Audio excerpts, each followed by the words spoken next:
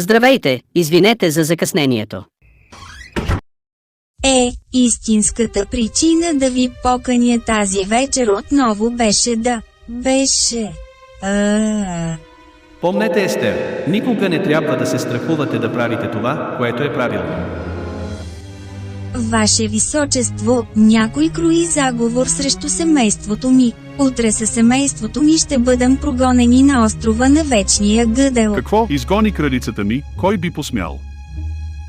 Това е Хаман. Това истина ли е? Не разбирам какво говори, луда е. Вярно е. Имате ли доказателства за това обвинение? Казвам ви, тя си измисля. Чакай малко. Това е Мордекай. Аз току-що го имах на парада. Мордекай ми е братовчет. Неговото семейство е моето семейство. Накарахте ме да прогоня Мордекай и семейството му, дори собствената ми кралица. Ами вашето наказание е Хаман, ти си този, който трябва да бъде изпратен на острова на Вечния гъдич, заедно с всеки друг, който се осмели да кръжи схеми срещу моята кралица и нейното семейство.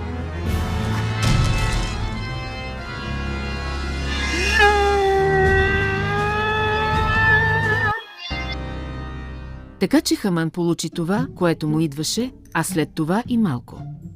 И Емордекай, това е любимата ми част, Маркус дава на Емордекай хартия, той получи старата работа на Хаман.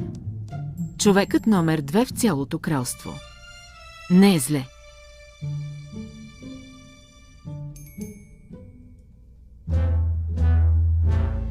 И Естер, какво момиче? Тя показа повече смелост от 10 царе и спаси своя народ. Сега тя не е родена за величие, тя не е ходила на училище за това, тя просто е научила, че понякога Бог има толкова големи планове, че само Той може да ги види. Всичко, което трябваше да направи, беше да повярва. Да, тя беше обикновено дете, също като теб.